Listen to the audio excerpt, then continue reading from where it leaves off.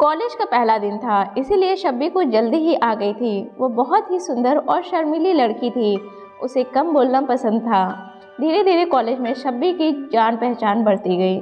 लड़के तो उसकी तारीफ करते न थकते, पर शब्बी किसी भी लड़के की तरफ अपनी नज़र नहीं उठाती थी। एक दिन आसमान पर बादल घिराए थे, बिजली चमक रही थी। शब्बी तेज कदम बढ़ाते हुए अपने घर की तरफ जा रही थी।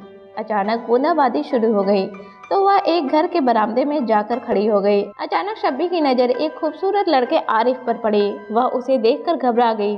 तभी आरिफ ने मुस्कान फेंकते हुए कहा, शब्बी जी, आप अंदर आइए ना, बाहर क्यों खड़ी है। शब्बी यह बात सुनकर शर्मा गई और बारिश में ही अपने घर की तरफ चलने लगी। आरिफ ने बाँह पकड़कर उसे अपनी ओर खींच लिया।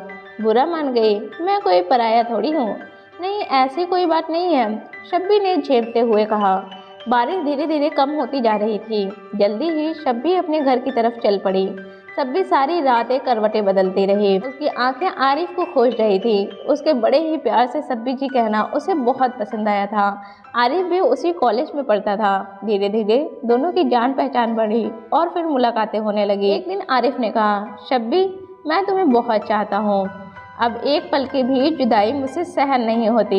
मैं तुम्हारे घर वालों से तुम्हें मांग लूँगा और दुल्हन बनाकर अपने घर ले आऊँगा। उस दिन शब्बी जो ही घर पहुँची, उसकी नज़र कुछ अनजानी औरतों पर पड़ी, पर वह नज़रअंदाज करते हुए अपने कमरे की तरफ चली गई। तभी उसकी माँ मिठाई का एक डिब्बा लिए उसके कमरे में आई, तो शब्बी झट से पूछ बैठी, माँ, आज मिठाई किस खुशी में लाई हो। शायरा बेगम ने मुस्कुराते हुए कहा, बेटी, बहुत बड़ी खुशखबरी है, पहले मिठाई खाओ, फिर मैं बताऊंगी। अच्छा, आप बताइए, शब्बी ने मिठाई खाते हुए पूछा। बेटी, खुशी की बात यह है कि तुम्हारा रिश्ता पक्का हो गया है।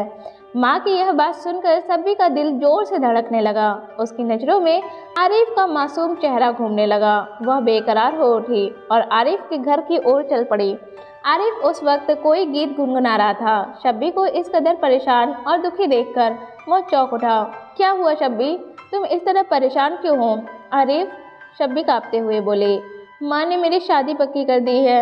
मैं अब तुम्हारे बिन एक पल भी, छोड़ो भी यह फिल्मी अंदाज। आरिफ ने मुस्कुराते हुए कहा, ठीक है, शादी कर लो, आखिर कब तक कुंवारी बैठी रहोगी।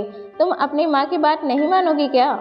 आरिफ की यह बात सुनकर शब्बी की आंखों में अंधेरा सा छाने लगा। वह कांपती आवाज में बोली, आरिफ, मैं नहीं जानती थी कि तुम इस कदर बेवफा हो। इतना कहकर शब्बी ने खिड़की के रास्ते नीचे छलांग लगा दी। यह देखकर आरिफ चीख पड़ा। वह दौड़ता हुआ लहूलुहान शब्बी के पास पहुंचा। शब्बी, ये तूने क्या कर लिया। देखो शब्बी, मैं हूँ, हाँ मैं, तुम्हारा आरिफ, तुम्हारा हमराज।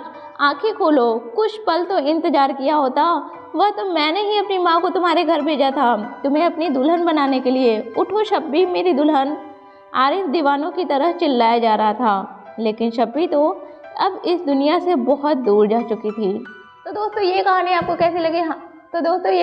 कैसी लगी हमें कमेंट करके ज़रूर बताइएगा। और वीडियो अच्छी लगी हो तो वीडियो को लाइक, शेयर एंड चैनल को सब्सक्राइब कीजिएगा। मिलते हैं ऐसी एक नई इंटरेस्टिंग कहानी के साथ। Thanks for watching.